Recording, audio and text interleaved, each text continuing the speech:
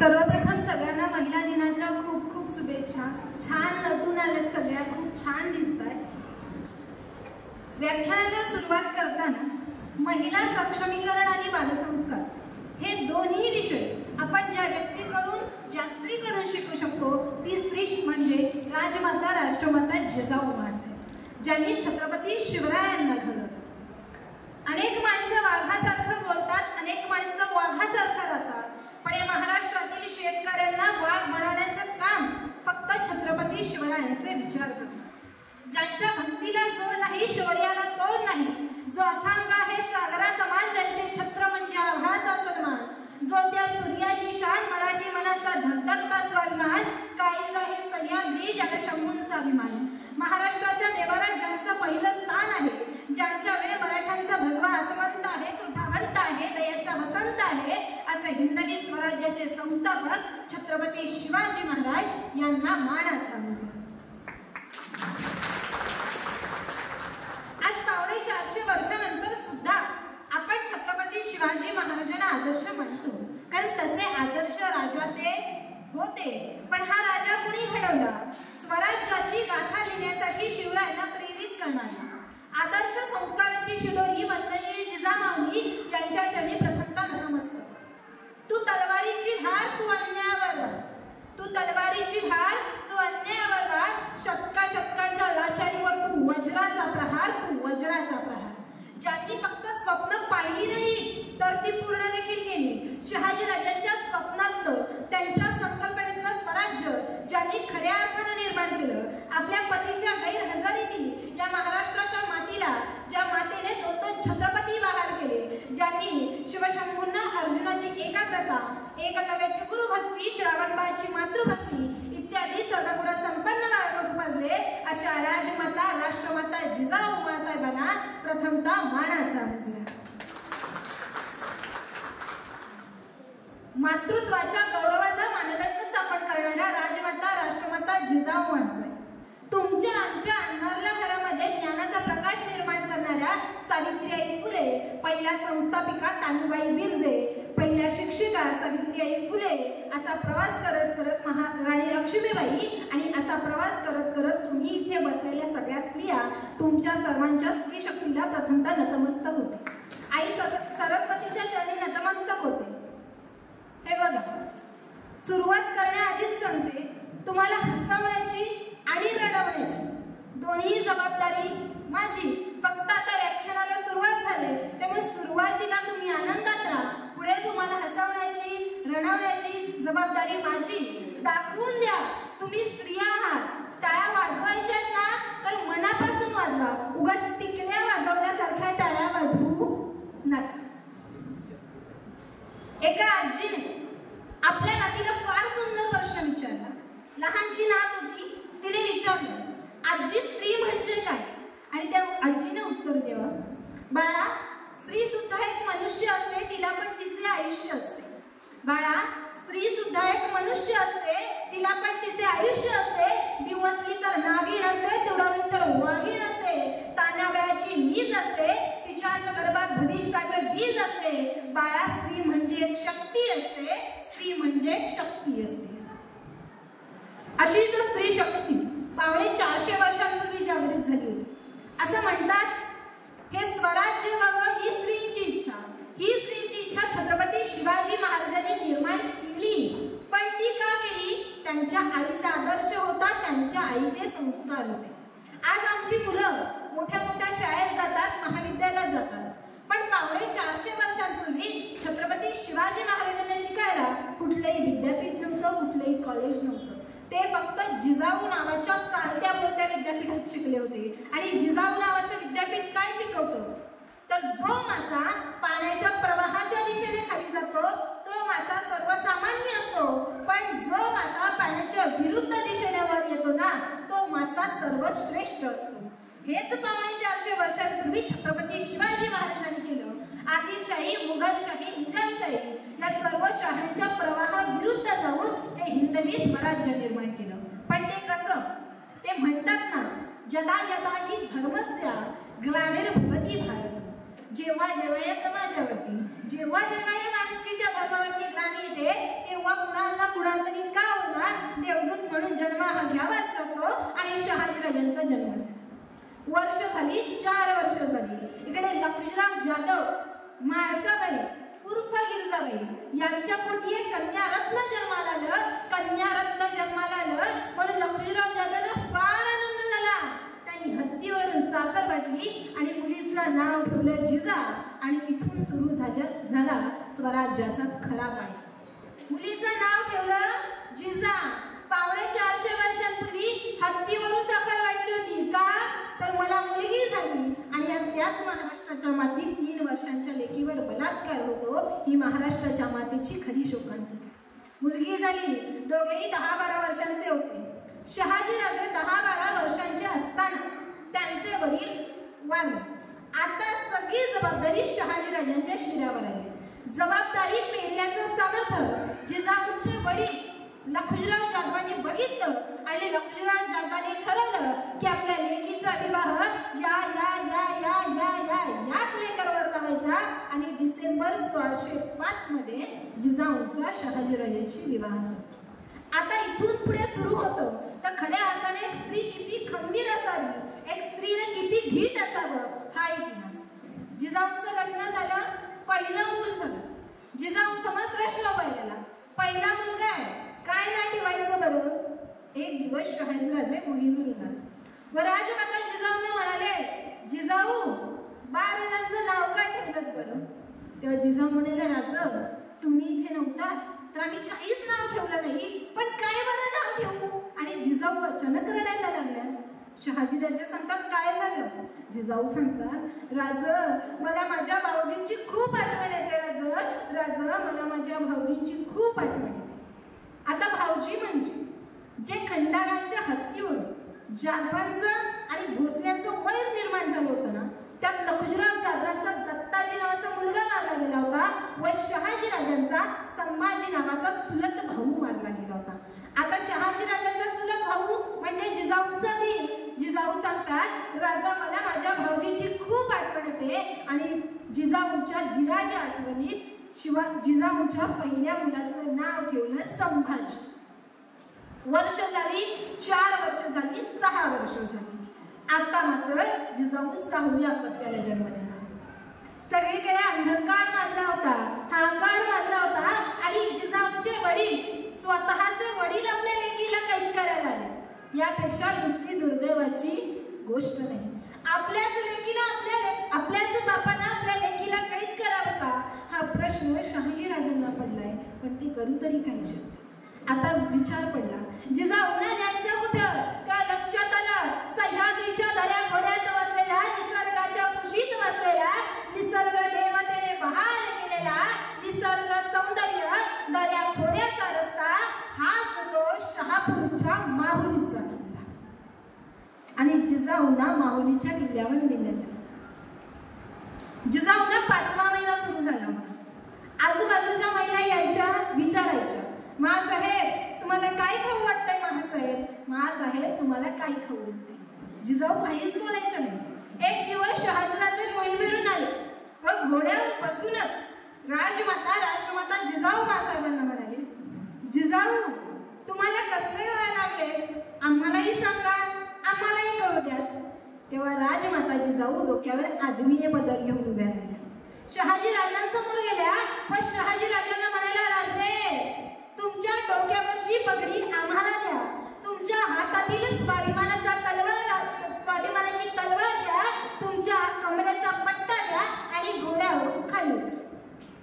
शहाजीराजांना प्रश्न पडला, हे कसले डोळे? आता कसले डोळे लागतात?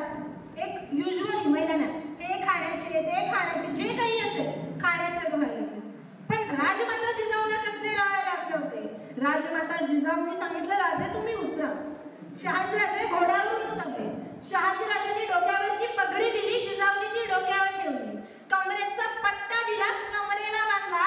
यानातून तलवार काढून राजमाता जिजाऊच्या हातात दिली आणि राजमाता जिजाऊ घोड्यावर बसल्या व शहाजीराजांना म्हणाल्या, राजे हेच आमचे डोळे. माझ्या राष्ट्रमाता जिजाऊ मासाहेबांना कसले डोळे लागले होते? रणांगणात तलवार चालवण्याचे, रणांगणात घोडे चालवण्याचे, हे अत्याचार बोलायला लागले होते माझ्या राजमाता राष्ट्रमाता जिजाऊ बाळासाहेब. आता जिजाऊ सांग राज माझा जीव इथे घुसमटतोय राज मला घेऊन चला. आणि मग आता जिजाऊंना शिवनेरी यायचं नियोजन झालं. माहुली शहापूर किनवली मुरबाड नाणेघाट पार झाला आणि जिजाऊंना वेदना होऊ लागल्या. जिजाऊंना चक्कर येऊ लागली. जिजाऊ सांगतात राज मला नाही चाललं. शहाजीराजे सांगताय तुम्ही जर अशाच चालत राहिलात ना तर तुमच्या वडिलांना आपल्याला काही करायला वेळ लागणार नाही. जिजाऊ सांगतात माझे वडील आहेत ते मला काहीच करणार नाही तुम्ही पुढे निघून जा. पण शहाजीराजे सांगतात तुम्हाला असं आम्ही सोडून कसं पुढे निघून जाऊ. आणि जिजाऊची व्यवस्था कशी विशी शिवनेरीला झाली. 1 महिना झाला 2 महिने झाले 3 महिने झाले. जिजाऊंना 8वा महिना सुरू झाला. एक दिवस शिवनेरी गडावर शांतता पसरलेली असते. जिजाऊ सांगतात अरे कोणीतरी बोला ना अरे कोणीतरी सांगा ना अरे कोणीतरी बोला ना कोणीतरी सांगा ना. आज शिवनेरी गडावर इतकी स्मशान शांतता का आहे. पण कुणीच काही बोलत नव्हतं. एक दासी पुढे आल्या मग काही न बोलता रडायला लागल्या. मासाहेब सांगतात का रडताय सांगा ना कोणीतरी. ही रडारड ही शांतता कशासाठी आहे. आणि मग बाजूलाच विश्वासराव उभे असतात. जिजाऊ सांगतात विश्वासराव काय झालं आम्हाला काय हवं काय एवढी शिवनेरी गडावर स्मशान शांतता आहे. आणि विश्वासराव म्हणाले मासाहेब दौलताबादच्या सुलतानाच्या दर्शनासाठी लक्ष्मणराव जाधव गेले असतात. त्यांच्यासोबत राहुजी अतुलजी यशवंतराव सुद्धा होते. तुमच्या पित्यासह तिन्ही बंधूंची हत्या झाली. महासाहेब हत्या बरबादशाच्या दरबारात कत्तल झाली. आता जिजाऊंना काही कळलं.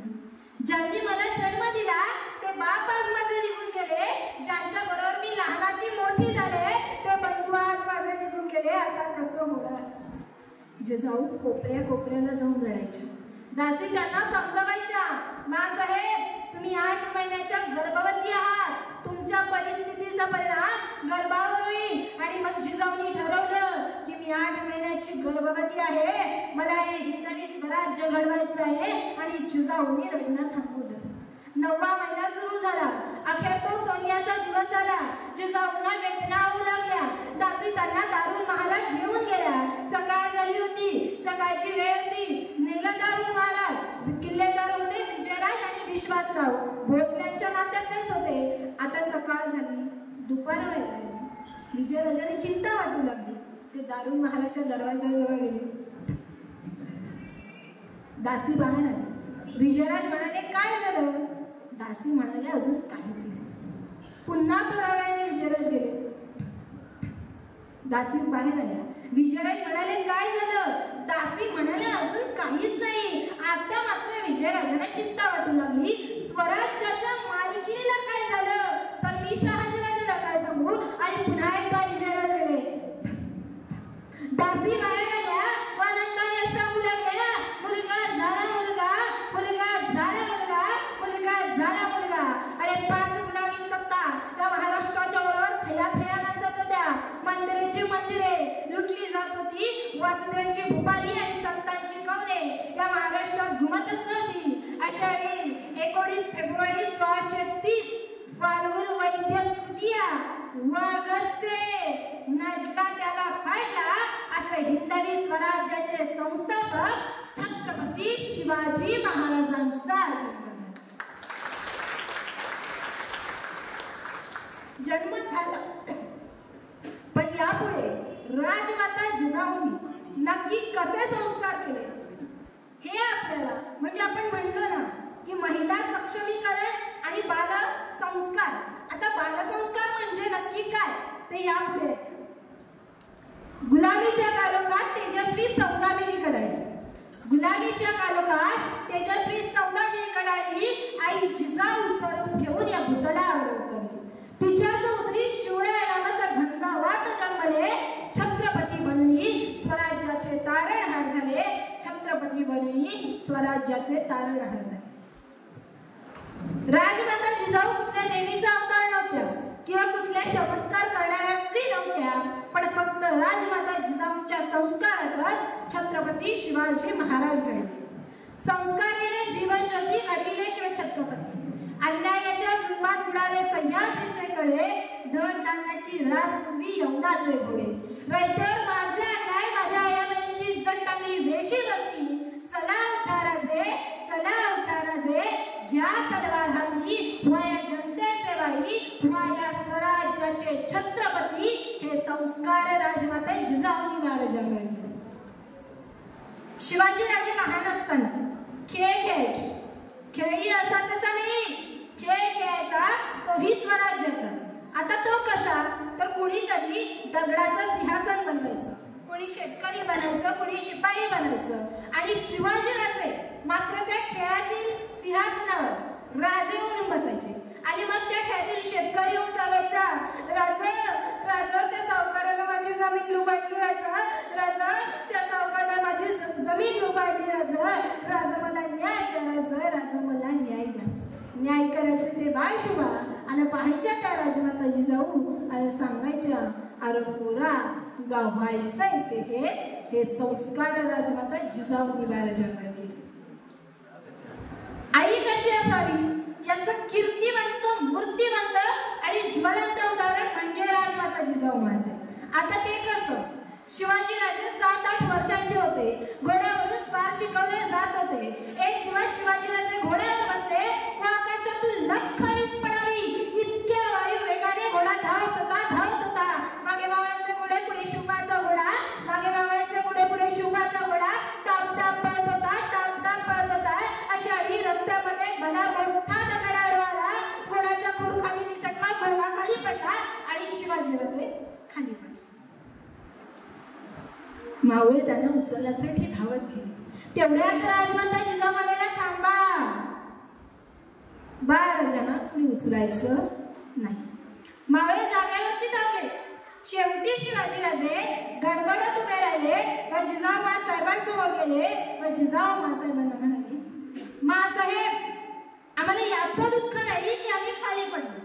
मासाहेब आम्हाला याचं दुःख नाही की आम्ही मातीत पडलो, पण मासाहेब आम्हाला याचं दुःख आहे की तुम्ही आम्हाला उचलायला का आला नाही.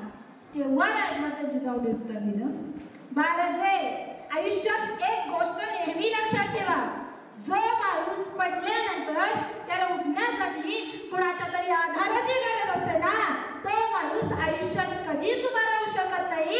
आणि तुम्हाला तर हिंदवी स्वराज्य उभं करायचंय, मग आधी तुम्ही संकटातून उभे राहा. हे संस्कार राजमाता जिजाऊंनी महाराजांवर केले. आजच्या काळातील राजमाता जिजाऊ होण्याची तुम्हाला खऱ्या अर्थानं गरज आहे. आम्हाला वाटतं आमच्या मुलांना शिवाजी राजांसारखं व्हावं, पण आम्ही स्वतः जिजाऊ झालंय का, हा सर्वात पहिला प्रश्न. आता तुम्हीच सांगा, 450 वर्षांनंतर सुद्धा छत्रपती शिवाजी महाराजांना तुम्ही आम्ही आदर्श मानतो ना. का मानतो? त्यांनी काहीतरी जगावेगळं केलं, काहीतरी समाजावेगळं केलं, म्हणून की त्यांनी औरंगजेबासारखे अन्याय केले, अफजल खानासारखे अत्याचार केले, म्हणून आपण छत्रपती शिवाजी महाराजांना आदर्श मानतो का? नाही. तर त्यांनी काहीतरी जगावेगळं केलं आणि काहीतरी समाजावेगळं, समाजाच्या हिताचं केलं. पण हे जर आज आमचं मूल जरा काही जगावेगळं, जरा काही समाजावेगळं करायला लागलं ना, की आमचे आईवडील लगेच सांगतात, बाळा माणसाला ना अंथरूण पाहून पाय पसरावे. पण ताईनं एक सांगते, ज्या दिवशी तुम्ही तुमच्या मुलाला ठणकावून सांगाल ना की बाळा तुला जितके लांब पाय पसरायचे मुला तितके लांब पाय पसर, अंथरुणाचं काय ते तुझा बाप बघून घेईल, हे ज्या दिवशी तुम्ही तुमच्या मुलांना सांगाल ना, त्या दिवशी तुमच्या मुलांची खऱ्या अर्थाने प्रगती. हे संस्कार आमच्या मुलांवर होणं गरजेचं आहे. आज आमची आई मुलाचं कौतुक कसं करते, आमचा पिंट्या ना कुणाच्या हल्यात नाही, हरकतीत नाही. त्याचा तो शाळेत जातो, ट्युशनला जातो, कॉलेजला जातो, जे काही असेल ते, आणि घरात बसतो. मग 450 वर्षांपूर्वी राजमाता जिजाऊंनी सुद्धा हेच करायला पाहिजे होतं. आमचा शिवबा कुणाच्या हल्यात नाही, हरकतीत नाही. अफजल खानाकडे तो बघत नाही आणि औरंगजेब त्याला माहित सुद्धा नाही. हे राजमाता जिजाऊंनी सांगायला होतं. नाही, आज आमची मुलं पिकनिकला झाली, एक आई काळजीपोटी सांगते, मी त्याला दोष देत नाही, पण फक्त एक सत्य परिस्थिती तुमच्यासमोर मांडण्याचा प्रयत्न करते. आई काय सांगते, बाळा आता तू पिकनिकला चाललायस ना, तर बसमध्ये तू मागच्या सीटवर बसू नको, तू पुढच्या सीटवर बसू. आता का मागून काय झालं, मागच्या मुलांना, पुढून काय झालं, पुढच्या मुलांना, तू मधल्यामध्ये सेफ. 450 वर्षांपूर्वी राजमाता जिजाऊंनी असं काही सांगितले नव्हतं, तर राजमाता जिजाऊंनी सांगितलं होतं, बाळा आज जरी ही रयत पारतंत्र्याच्या अंतरुणावर झोपत असली ना, तरी उद्याचा सूर्य यांच्यासाठी स्वातंत्र्याचा सुमारा पाहिजे, आणि यासाठी तुला हे हिंदवी स्वराज्य निर्माण करायचंय. हा आदर्श राजमाता जिजाऊंनी, हा आदर्श तुम्ही तुमच्या मुलांना देणं फार गरजेचं. हे बघा, आज हे व्याख्यान शाळेत आहे, मी शिक्षण व्यवस्थेला दोष देणार नाही, पण सर मला काय बोलायचंय त्यातून हे समजून घ्या. मला काही शिक्षण व्यवस्थेला दोष द्यायचा नाही. आता मागे मी एकदा व्याख्यानाला गेले होते नगर, प्रवास दूरचा होता म्हणून रात्री तिथेच थांबले, सकाळी ट्रेनने घरी येणार होते. सकाळी एका शाळेला भेट द्यायला गेलो. आता सकाळी निघताना ना, त्या घरातील आई आपल्या मुलाला सांगते, बाळा यात मी गरम पाणी घालते, तुझं पाणी तू प्यायचं, तुझं पाणी तू कुणाला द्यायचं नाही, आणि दुसऱ्यांचं पाणी तू प्यायचं. आता तेच मूल शाळेत गेल्यावर शिक्षकांनी त्याला सांगितलं, बाळा एकनाथ महाराजांनी काशीवरून आणलेलं पाणी गाढवायला पाहिजे. मग मुलांनी नक्की करायचं काय, ही कॉन्ट्रास्ट एज्युकेशन सिस्टम झाली. आज पहिला तास मराठीचा, काय शिकवतात, ये रे पावसा. दुसरा तास इंग्रजीचा, काय शिकवतात, रेत रे गोरे. मग आता मुलांनी नक्की करायचं काय, हा सर्वात मोठा प्रश्न. शिक्षण व्यवस्थेला दोष देण्याचा माझा हेतू नाही. आता ही लहान लहान मुलं, तुमचीच मुलं आहेत, त्यांना स्वतःला विचार. आता या वयात त्यांना काहीच कळत नाही. ते रोज म्हणतात भारत माझा देश आहे, सारे भारतीय माझे बांधव, सगळे म्हणतात ना, ते रोज म्हणतात. आता इथल्या कुठल्याही मुलाला उठवलं आणि सांगितलं ना बाळा म्हण, ते लगेच म्हणणार. का तर त्यांचा परिचय झालाय, दिनक्रम झालाय. पण सांगा तुम्ही, खऱ्या अर्थाने याची गरज कधी असेल, लहान असताना व्हावं, पण त्या पुढे जाऊनही ते तसंच राहिलं पाहिजे. हे बघा, आता थिएटरमध्ये चित्रपट बघायला गेल्यानंतर सगळ्यात पहिले राष्ट्रगीत लागतं, म्हणजे चित्रपट सुरू होण्याच्या आधी. मग आमचा आयुष्याचा चित्रपट ज्या कॉलेजमधून सुरू होतो ना, त्या कॉलेजमध्ये ज्या दिवशी राष्ट्रगीत होईल ना, त्या दिवशी आमच्या मुलांची खऱ्या अर्थानं प्रगती होईल. प्रत्येक वेळी मुलांना दोष देऊन फायदा नाहीये, तर मुलांच्या मनावर काय संस्कार होत आहेत ही गोष्ट सुद्धा आपण लक्षात घेतली पाहिजे. कारण या मुलांना मी शाळेत शिकवतो भारत माझा देश आहे, पण कॉलेजला गेल्यानंतर हे सगळं बंद होतं जेव्हा त्यांना खऱ्या अर्थानं त्याची गरज असते. ही वस्तुस्थिती आज आहे. त्यानंतर आता आमच्या मुलांना छत्रपती शिवाजी महाराजांचा इतिहास फक्त मार्कांपुरती अभ्यास झालेला आहे. आमच्या शिक्षण व्यवस्थेने फक्त 4 मार्काला 5 मार्काला, तो सुद्धा ऑप्शनला छत्रपती शिवाजी महाराजांचा इतिहास ऑप्शनला येऊन ठेवला आहे. आणि मग आम्ही म्हणतो आमच्या मुलांना छत्रपती शिवाजी महाराजांना आदर्श माना. कसे मानतील जर त्यांना त्यांचा इतिहासच माहिती नसेल? कसे मानतील?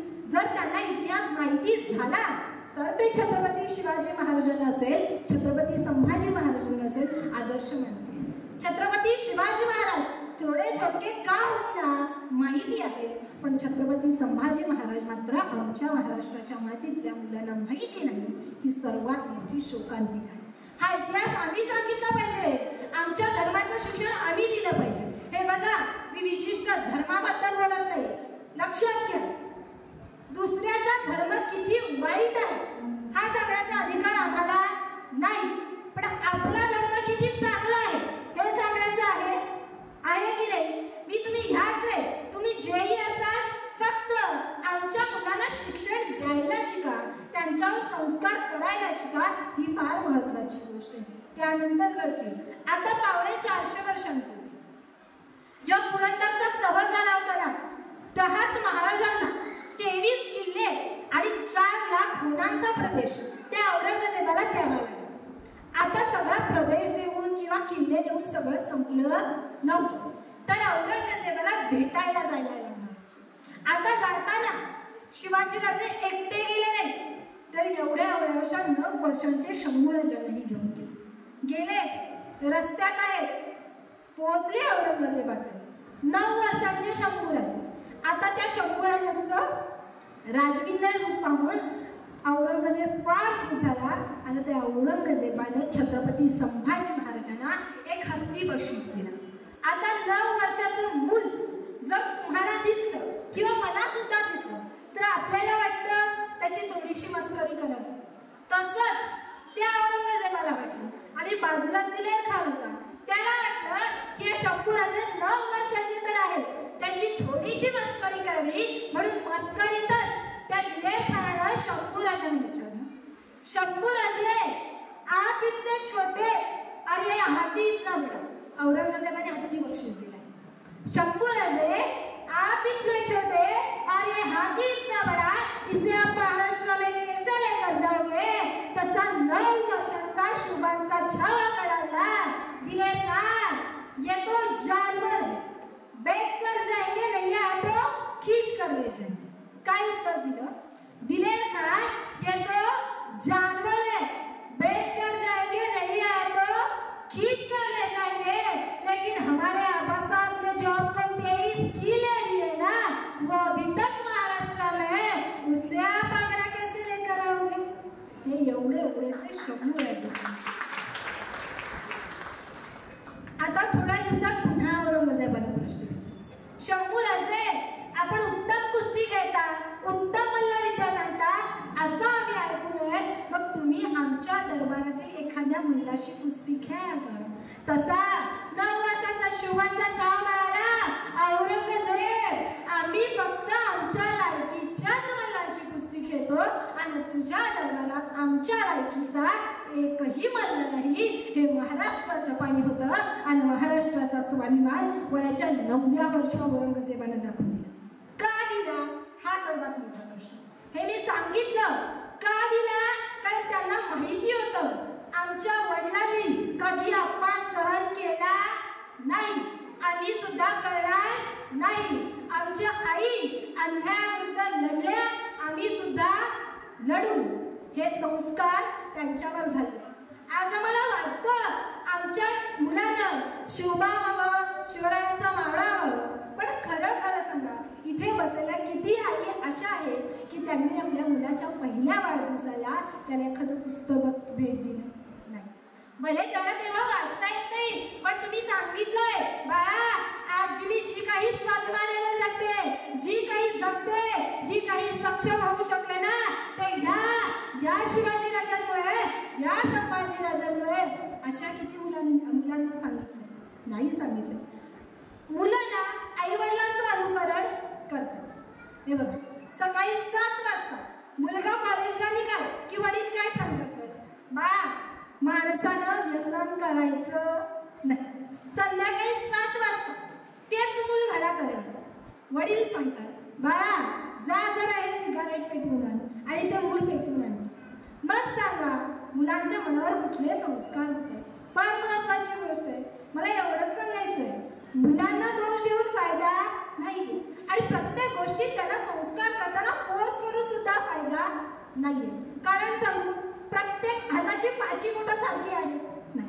तर प्रत्येक मूल अभ्यासात हुशार असेल किंवा प्रत्येक मूल खेळामध्ये हुशार असेल, प्रत्येक मूल गायनामध्ये हुशार असेल असं काही नसतं. प्रत्येकामध्ये काहीतरी वेगळे गुण आहेत आणि ते आईला ओळखणं फार गरजेचं आहे. कारण आज लता दीदींसारखं गाणं अशोक सराफ म्हणू शकतात. अशोक सराफ सारखी ऍक्टिंग सचिन तेंडुलकर करू शकतो. सचिन तेंडुलकर सारखा षटकार तुम्ही आम्ही मारू शकतो. तुम्ही आज मला सांगितलं 2 तास बोल, मी 4 तास बोलेन, पण तुम्ही सांगितलं तिथे डान्स कॉम्पिटिशन, ते डान्स करून जा. माझ्यात शक्य नाहीये. प्रत्येकामध्ये काहीतरी वेगळे गुण आहेत ना, ते वेगळे गुण शोधण्याचा तुम्ही प्रयत्न करा. मुलांमध्ये वेगळे गुण तुम्ही आम्ही शोधले पाहिजे. कारण क्रिकेटचा राजा सचिन तेंडुलकर प्रत्येकाला माहिती आहे. जो सचिन तेंडुलकर 12वीला इंग्लिश विषयात नापास होता ना, त्याच सचिन तेंडुलकरचा धडा आज 12वीच्या इंग्लिशच्या पुस्तकात. काय बदलतो? फक्त काळासोबत संघर्ष करण्याची तुमची तयारी असली पाहिजे, एवढं लक्षात ठेवा. हे बघा, तुम्ही अभ्यास करू नका या मताची नाही, पण गुणपत्रिकेला गुणांची सूज म्हणजे फक्त तुमची गुणवत्ता असते असं नाही, तर बाकी खूप गोष्टी असतात. म्हणजे तुमच्या मुलाला हे करत तुला हा खेळ खेळताच आला पाहिजे असं न सांगता, तो जर अभ्यासामध्ये हुशार असेल तर त्याला त्याच्यासाठी प्रोत्साहित करायला शिका. तेव्हा खऱ्या अर्थानं आपल्या मुलांवर खऱ्या अर्थानं बालसंस्कार होते. आता दुसरं, महिला सक्षमीकरण फार महत्वाचा विषय. ताईंनो, महिला सक्षमीकरणात या विषयावर मी सांगणार तुम्हाला फार सुंदर सांगतो. लेक म्हणजे काय असते आणि ते आपल्या बापासाठी काय असते. कारण जेव्हा बाप लेकीचं नातं समजून घेऊ ना, तेव्हा खऱ्या अर्थानं आपण महिला सक्षमीकरण समजून घेऊ शकतो. आता मोस्टली जे आले हळदी कुंकू आहे तेव्हा सगळ्यांची लग्न झालं, तेव्हा सगळ्यांनी हा अनुभव घेतलेला. पण ताईंनो, मला एक सांगावं असं वाटेल, बाप म्हणजे काय असतो. आज महिला दिनानिमित्त तुम्ही एक मुलगी म्हणून लहानाची मोठी होता, पण त्यासाठी तुमच्या बापाने किती कष्ट घेतलेले असतील हा सांगायचा एक छोटासा प्रयत्न.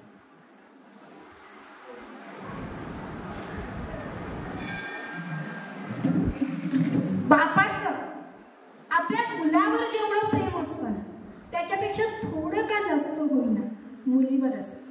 आज महिला दिन आहे म्हणून मी असं बोलत नाही, पण खरी वस्तुस्थिती आहे. इथे सर बसलेत, कोणाला विचार मुलावर नाहीये असं नाही, पण त्याच्यापेक्षा 1% तरी जास्त प्रेम आपल्या मुलीवर असतं.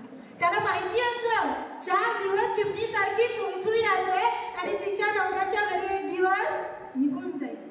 आता तुम्हाला घरी आहे, जेव्हा तुम्ही कॉलेजच्या वयाच्या होतात तेव्हा तुम्हाला घरी यायला जर 2 मिनिटं उशीर झाला ना तर तुमच्या आईला 100 वेळा विचारत ना, काय ग कुठे राहिली असेल, गाडी भेटली असेल की नाही, काही प्रॉब्लेम आला असेल का, शाळेत थांबवलं असेल का, कॉलेजमध्ये थांबवलं असेल का, असं सांगून 100 वेळा तो तुमच्या आईला विचारायचा.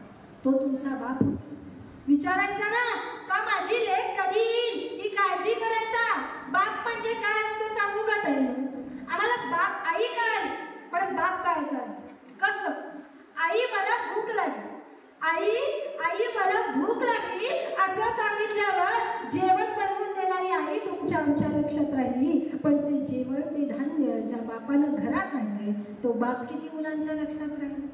आई मला खाऊ खायला पैसे दे असं सांगितल्यावर 10 रुपयाची नोट काढून देणारी आई तुमच्या आमच्या लक्षात राहिली, पण ती 10 रुपयाची नोट ज्याने कमवून आणले तो बाप किती मुलींच्या लक्षात राहिला.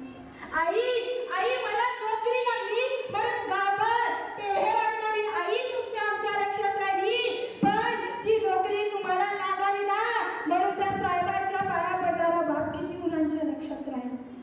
मला मुलगी झाली म्हणून जो गावभर पेढे वाटत फिरतो ना त्या व्यक्तीचं नाव म्हणजे ताईंनो बाप आहे. माझ्या ताटातील पहिला घास माझ्या छकुलीला माझ्या लेकीला भरवावा म्हणून त्याच्या ताटातील पहिला घास जो तुमच्या तोंडात टाकतो ना त्या व्यक्तीचं नाव म्हणजे ताईंनो बाप आहे. माझी मुलगी शाळेत जायला निघाली, तिला चांगले कपडे मिळावे म्हणून त्याची फाटलेली बनियान 100 वेळा शिवून घालतो ना त्या व्यक्तीचं नाव म्हणजे ताईंनो बाप आहे. माझी मुलगी कॉलेजला जायला निघाली, तिला चांगली चप्पल मिळाली म्हणून त्याची तुटलेल्या चपलीकडे जे लक्ष सुद्धा देत नाहीत ना त्या व्यक्तीचं नाव म्हणजे ताईंनो बाप आहे. माझी मुलगी चांगल्या घरात टाकली म्हणून रात्रंदिवस जे रक्ताचं पाणी करतो ना त्या व्यक्तीचं नाव म्हणजे ताईंनो बाप आहे. माझी मुलगीला आनंदात ठेवावं म्हणून तुमच्या नवऱ्याला उन्हाळ देण्यासाठी 24 तास काम करतो ना त्या व्यक्तीचं नाव म्हणजे ताईंनो बाप.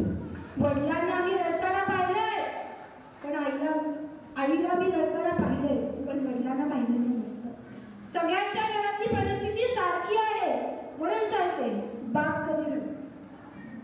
त्याच्या लेकीचं लग्न असतं, दिवसभर मी रडतो, माझ्या फेटा घालून मी रडतो, माझ्या छकुलीचं लग्न आहे, माझ्या लेकीचं लग्न आहे, तिकडनं जेवणाच्या मांडवात वराडात सगळीकडे फिरवत असतो, माझ्या लेकीचं लग्न आहे, माझ्या छकुलीचं लग्न आहे, सगळ्यांना सांगत फिरतो, गावभर आमंत्रण देतो, वेळ आली तर स्वतः जेवण वाढवलं जातो आणि सगळं आनंदात करतो. आता मात्र संभाळण्याची वेळ होते, तुमच्या डोक्यावर अक्षता पडतात, तुमच्या नवऱ्याची गाडी येते, तुम्ही जायला निघता, आईच्या गळ्यात पडून तुम्ही बाप येतो.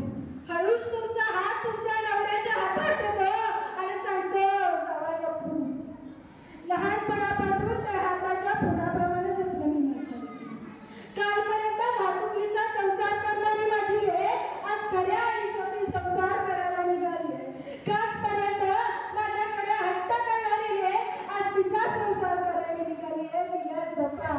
आणि तुमची गाडी नवऱ्याच्या घरी निघून गेल्यानंतर त्या भरलेल्या मंडपात वाघाच्या काळजाचा बाप एकटा रडतो ना, त्या व्यक्तीचं नाव म्हणजे ताईनो बापे. त्या व्यक्तीचं नाव म्हणजे ताईनो बापे. त्यामुळे तुमच्या बापाची मान तुमच्याकडे ठेवली जाईल त्याचं कधीच बघा. हे खास तरुणींसाठी आहे, पण बाप म्हणजे काय हे समजणं फार गरजेचं आहे. कारण ताईनो तुम्ही जर 7 वाजता बस स्टँडला असलात ना तर तुमच्या वडिलांनी ठामपणे सांगितलं पाहिजे माझी वाघीण आहे ती घरी येईलच हा विश्वास वडिलांना असला पाहिजे. ताईनो हे बघा, पावणे 400 वर्षांपूर्वी जेव्हा त्या औरंगजेबाला वाटलं होतं या स्वराज्यात कुणीच उरले, छत्रपती शिवाजी महाराज गेले, छत्रपती संभाजी महाराज गेले, आता मात्र कुणीच उरलं नाही. पण तेव्हा महाराणी तारादेवी उभ्या राहिल्या व त्या औरंगजेबाला 9 वर्ष टक्कर दिली व त्या औरंगजेबाला दाखवून दिलं मराठ्यांच्या पोलींना ज्या हाताने फुकड्या खेळता येतात ना त्या हातानं तलवारी सुद्धा चालवता येतात. आणि त्या औरंगजेबाला 9 वर्ष टक्कर दिली. किती वर्ष? 9 वर्ष एका स्त्रीने टक्कर दिली त्याच तलवारीच्या त्याच जिजाऊच्या लेखी हातात. मग का? हे बघा, आज काय होतं, एखादी ताई संकटात असली ना की ती काय म्हणते, हा दादा येईल मग मला वाचवेल, तो दादा येईल मग मला वाचवेल. पण ताई मी मला एक सांगू, हा दादा येईल मग तुम्हाला वाचवेल, तो दादा येईल मग मला वाचवेल असा विचार करण्यापेक्षा मी मला स्वतःला वाचवायला माझं स्वतःचं रक्षण करायला सक्षम होईल हा विचार करायला शिकाय. तेव्हा खऱ्या अर्थानं महिलांनी सांगितलं. हे बघा, याची त्याची मदत घेण्यापेक्षा तुम्ही खूप स्वाभिमानी आहात. हे बघा, आताचे पुरुष विचार की स्त्रीने आमच्यासाठी काय केलं, पण ते तुमच्या स्वतःला माहिती. कपाळ तुमचं आहे पण कुंकू त्यांच्या नावाचं आहे. कपाळ तुमचं आहे, टिकली त्यांच्या नावाचे, गळा आपला आहे पण मंगळसूत्र त्यांच्या नावाचे, पाय तुमचे आहेत, पंजन त्यांच्या नावाचे, बोटं तुमची आहेत, फेडवे त्यांच्या नावाचे. मग या पलीकडे अजून स्त्रीनं काय केलं पाहिजे हे तुम्ही लक्षात घेतलं पाहिजे. जेव्हा पुरुषांना आपलं महत्व कधी काय माहिती का, या स्त्रीला स्वतःला स्वतःचं महत्व आहे. स्त्री जर स्वतःला कमी समजत असेल तर मग हे होऊ शकत नाही. आज स्त्री सक्षम राहिली तर बलात्कार थांबतील. त्यामुळे प्रत्येक व्याख्यानात असतं किंवा कोणी म्हणताना म्हणतं की प्रत्येक मुलानं छत्रपतींची नजर व्हावी त्याची. पण मी म्हणेन तर प्रत्येक मुलगी शिकावून झाली ना तर कुठल्याही नराधमाची हिंमत होणार नाही मुलींकडे वाकड्या नजरेनं बघण्याची. आणि इतका सक्षमीकरण स्वतःचं तुम्ही केलं ना तर खऱ्या अर्थानं या महाराष्ट्राच्या मातीतल्या असतील तर कुठलेही बलात्कार थांबायला वेळ लागणार नाही. जर तो सक्षमीकरण आपण स्वतःमध्ये आणलं, आपण सक्षम झालं तर कुठल्याही ताईसाठी मोर्चे काढावे लागणार नाही आणि कुठल्याही ताईसाठी कॅन्डल मार्च काढायला लागणार नाही. तुम्ही स्वतः सक्षम झाला तर ही सर्वात महत्त्वाची गोष्ट आहे. ज्या शाहिस्ते खानाची छत्रपती शिवाजी महाराजांनी बोलत होते तो शाहिस्ते खानना दररोज डायरी, त्या डायरीत काय लिहिलं होतं, जेव्हा शाहिस्ते खानाची बोटं येऊन टाकली तेव्हा सगळीकडे हाकार मारला होता. शाहिस्ते खानाची बहीण येऊन सांगते, बाई गजब हो गया बाई, बाई गजब हो गया बाई, वो शिवा मेरे बेटी को उठा ले गया. त्या शाहिस्ते खानाचा हात रक्ताने भरलाय, 3 बोटं कापल्यात, बोटं तू गळा रक्त वाटतोय. आणि तो शाहिस्ते खान म्हणतो, बहन ये शिवा किसी की उंगलियां काट सकता है, ये शिवा किसी की गर्दन काट सकता है. बहन ये शिवा किसी की उंगलियां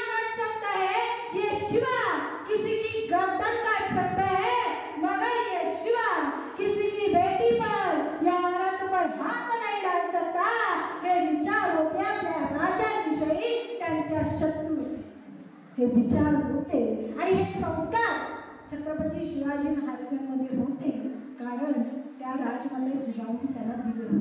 तुम्ही तुमच्या मुलाला देत नाहीत असं मी सांगत नाही.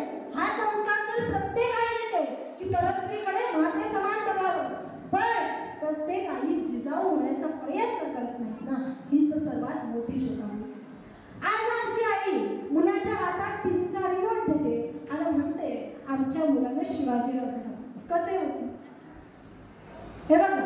कर्तृत्ववान होण्यासाठी मोठ्यांच्याच मोठी जन्म घ्यायला असं काही नसतं.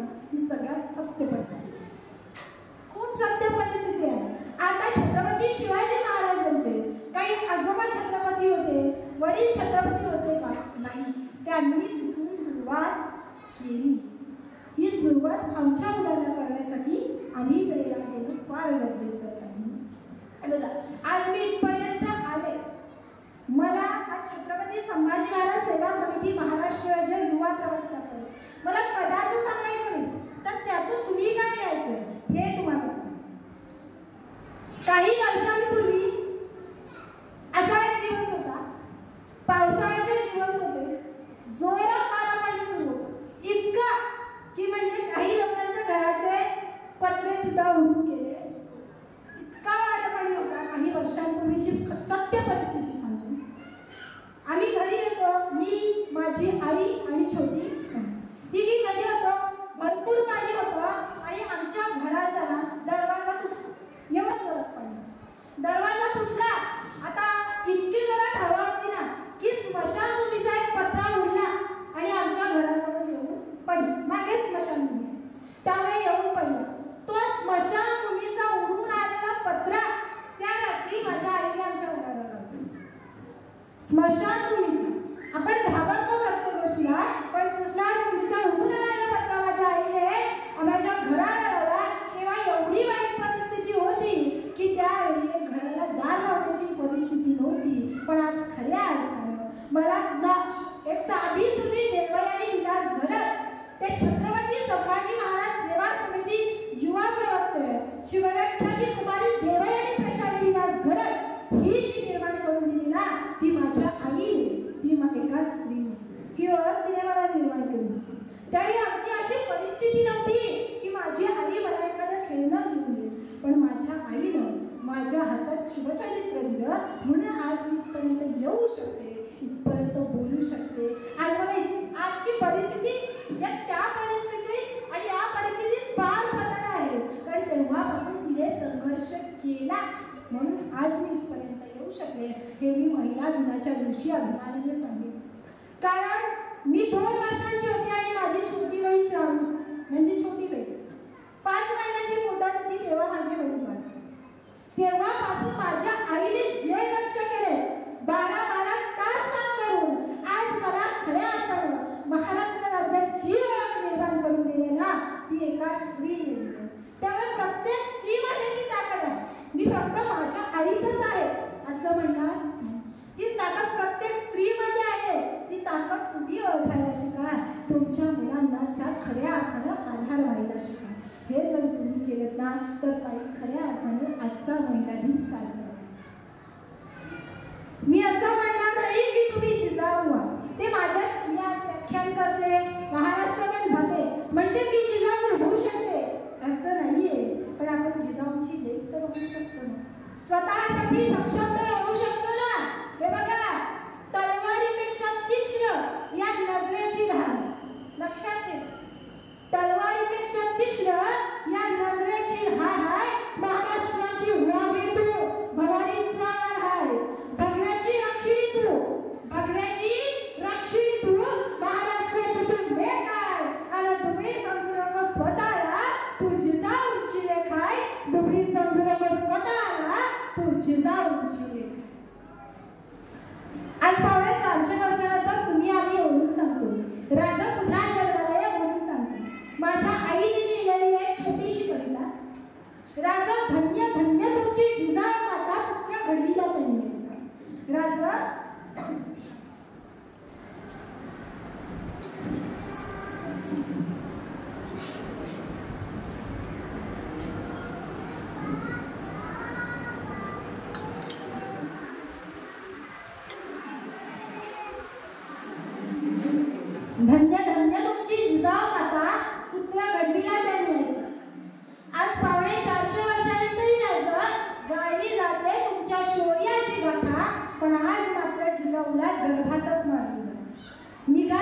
जरी असेल गर्भपाताचा कायदा, निघाला जरी असेल गर्भपाताचा कायदा, तरीही मुलगी झाली तर आईला जिवंत जाण्याचा होतो इथे गुन्हा.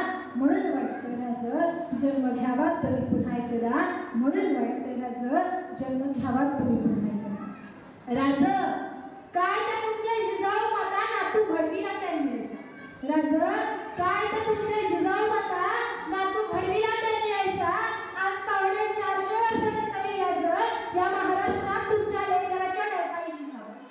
आज पावणे 400 वर्षांनी तरी यायचं या महाराष्ट्रात तुमच्या लेकराच्या डोकाईची सवय. पण आज मात्र आमची आजी वृद्धाश्रमात ढसा रडते, यावर कुठेतरी निघायला हवाच कायदा.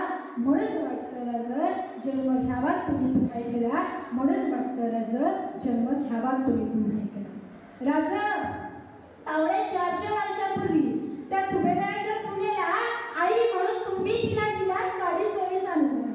राजा पावणे 400 वर्षापूर्वी त्या सुभेदाराच्या सुनेला आई म्हणून तुम्ही तिला दिला 24 आनंदाना. पण आज मात्र इथे 3 वर्षाच्या 13 वर्षाच्या 50 वर्षाच्या माय बहिणी होतो बलात्काराचा गुन्हा. अरे या महाराष्ट्राच्या माती, अरे या महाराष्ट्राच्या माती त्याचे हात काढत करणारा आता खरंच कोणीतरी, त्या राज्याच्या पाटलाचा हात काढत करणारा आता खरंच कोणीतरी हवा. म्हणून वाटतं राज जन्म घ्यावा तरी पुन्हा एकदा, म्हणून वाटतं राज जन्म घ्यावा तरी पुन्हा एकदा. पण आज पावणे 400 वर्षांनंतर छत्रपती शिवाजी महाराज जन्माला येतील की माहिती नाही, पण तुम्ही स्वतः जिजाऊ होण्याचा एक प्रयत्न करायला शिका आणि स्त्रीला समजून घ्यायला शिका. ही सर्वात महत्त्वाची गोष्ट. आज तुम्ही आई आहात, पण याआधी तुम्ही एक लेक होता. तुम्हाला आई म्हणजे तुम्ही कोणाची तरी लेक होता. त्यावेळीची सत्य परिस्थिती वर्णन तुमच्यासमोर. एक कवी फार सुंदर वर्णन करतात आईचं वर्णन. आई दुपारी उठले आणि आपण सकाळी, असं कधी घडले? आई दुपारी उठले आणि आपण सकाळी, असं कधी घडले? आई जेवायच्या आधी आईचं गाठ आपण कधी वाढलंय? बरं, आपण बाहेरून येताना आईसाठी कधी काय आणतो सांगा ना. तुम्ही बाहेरून येताना आईसाठी कधी काय आणता? तर तुम्हीच सांगा तुमच्या स्वतःच्या आईचा फेवरेट कलर कोणता? आईला हवं ते मिळू दे अशी प्रार्थना कधी केली आहे? आई करते माणसाची, पण आईला हवं ते मिळू दे अशी प्रार्थना कधी केली आहे? पाहिलं का आई शेवटची कधी ऑनलाईन नाही? तिच्या मैत्रिणीची बर्थडेची पार्टी तिच्या मैत्रिणींना बोलावून देतो, तिच्या बर्थडेची पार्टी तिच्या मैत्रिणींना बोलावून देतो. तिने केलेला पसारा कधी आपण आवडतो? एवढं करूनही बाळाला कोणी काही बोललं तर तिचं मन येतं भरून. एवढं करूनही बाळा कोणी काही बोललं तर तिचं मन येतं भरून. आपण मात्र बोलताना शिव्या आल्या. बाळा तो आईची आई होऊन कधीतरी जगा ना, तिचा खडबडीत हात हातात घेऊन बघा ना. बाळा तो आईची आई हातात घेऊन कधीतरी जगा ना, तिच्या खडबडीत हातात हात घेऊन बघा ना. उगाच कशाला त्या अध्यात्म आणि श्रद्धेच्या गप्पा हाणता? आईच्या पोटी जन्माला येता आणि देव कुठे म्हणता? जग जिंकायचंय काय तुम्हाला? जग जिंकायचंय का तुम्हाला? पण एक गोष्ट लक्षात ठेवा, कितीही कर्तृत्व गाजवा तुम्ही, झेप कमी पडते. कितीही कर्तृत्व गाजवा तुम्ही, झेप कमी पडते. आईने कडीवर घेतल्यावरच आपली उंची वाढते. आईने कडीवर घेतल्यावरच आपली उंची वाढते. ही आई असते. या आईला समजून घ्यायला शिका. तेव्हा खऱ्या अर्थानं आमच्या आईनं आमच्यासाठी किती कष्ट घेतले, यावरून आम्ही किती खंबीर असलं पाहिजे हे तुमच्या आमच्या लक्षात. खऱ्या अर्थाने हे समजून घेणं गरजेचं आहे. मी म्हणाले शिक्षणाबद्दल म्हणाले, मी प्रत्येक गोष्टीबद्दल म्हणाले, पण तुम्ही हे करू नका ते करू नका असं माझं सांगण्याचा हेतू नव्हता. गेले एक तास झाला आपल्याला कळलं सुद्धा. पण जाता जाता मी ताईंना तुम्हाला सांगेन, पावणे 400 वर्षांपूर्वी राजमाता जिजाऊनी असा शुभारंभ घडवला होता की आज पावणे 400 वर्षानंतर सुद्धा आम्ही त्यांना आदर्श मानतो. ते लाडके का बनले? तर जिजाऊ तितक्या सक्षम होत्या. ताईंनो, तुम्ही सक्षम व्हायला शिका. तुम्ही स्वतः जर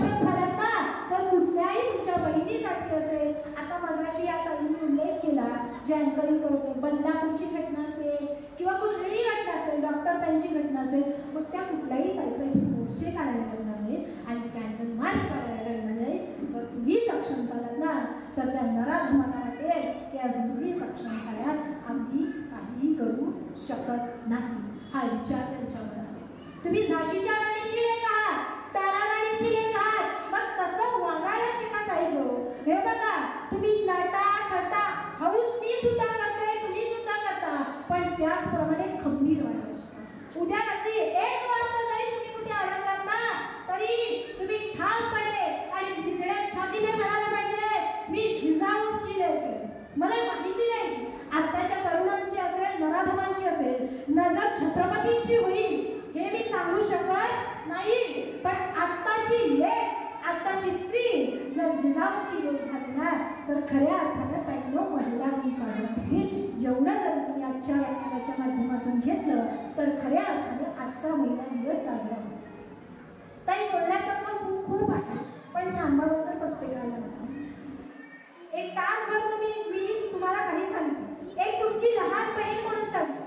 आता तुम्ही सगळ्यात माझ्यापेक्षा मोठ्या, तर मी तुम्हाला शिकवावं इतकी मोठी मी नाही, पण एक सत्य परिस्थिती मी तुमच्या समोर मांडले ती तुम्ही समजून घ्या, इतकंच मी अपेक्षा करते. त्यातलं मी असं म्हणणार नाही की तुम्ही 100% घ्या, बाकी काही घ्या ना घ्या, फक्त तुमचं स्वतःचं रक्षण करण्यासाठी तुम्ही सक्षम व्हा, इतकंच मी आजच्या व्याख्यानाच्या माध्यमातून सांगते. शब्दालाही गोड पडेल अशी काही गोड माणसं, त्यातीलच वारकरी तत्वज्ञान विद्यापीठाचे कुलगुरू संस्थापक आणि माझे गुरुवर्य हरिभक्त पारायण डॉक्टर कैलास महाराज निचिते यांच्या चरणांनी प्रथमतः नतमस्तक होते. त्यानंतर मगाशी बोलताना मला कळालं की आता आपल्या शाळेला 25 वर्ष पुढच्या वर्षी पूर्ण होतात. अमृत महोत्सवी वर्ष. आता तुम्ही सगळे योग्य होते, तुम्ही सगळं पाहिलं. एक खऱ्या अर्थानं मनापासून मानलं आपलं एक मुलं असतं किंवा 2 मुलं असतात. कधीतरी आपण चिडून म्हणतो ना, कधीतरी कंटाळा येतो की नाही त्यांना सांभाळता की कसं सांभाळायचं, पण तुमच्या सगळ्यांच्या भावना जे सांभाळतात ना ते आपल्याला घरचं 1 मूल 2 मूल सांभाळताना आपली हैराणी होते, मग तुमच्यासारख्या कितीतरी तुमच्या मुलांना, हजारो मुलांना सांभाळायचं का हे विद्यामंदिर करतात, हे शिक्षक करतात. मग त्यांच्या सर्वांच्या चरणांनी नतमस्तक होते.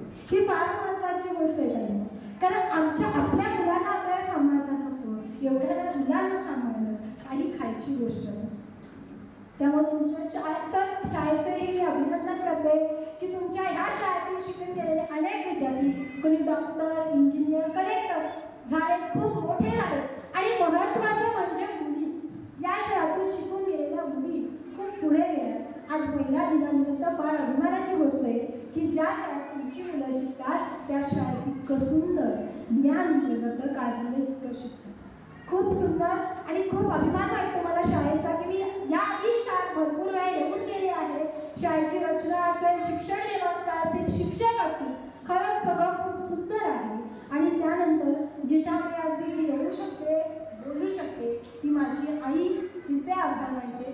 सर मला प्रत्येकाचं नाव माहिती नाही पण तुमच्या सगळ्यांचे आभार मानते. त्यानंतर माझे गुरुतुल्य ज्यांनी मला इथे आमंत्रित केलं, आज इथे आमंत्रित केलं त्याबद्दलच नाही तर खऱ्या अर्थाने गुरु कसा असावा ते मला ज्यांनी शिकवलं आणि माझ्या कौतुकावर प्रत्येक वेळी जे थाप देत, पाठीवर कौतुकाची थाप देत आले, जे एक मी 6वी 7वीला असताना त्या मी इतकी मोठी झाली तरी माझ्यासोबत आहेत. आणि तुमची मुलं भाग्यवान आहेत की त्यांना असं शिक्षक लागले. असे स्वप्नील पाटील सर यांच्या चरणात नतमस्तक होते.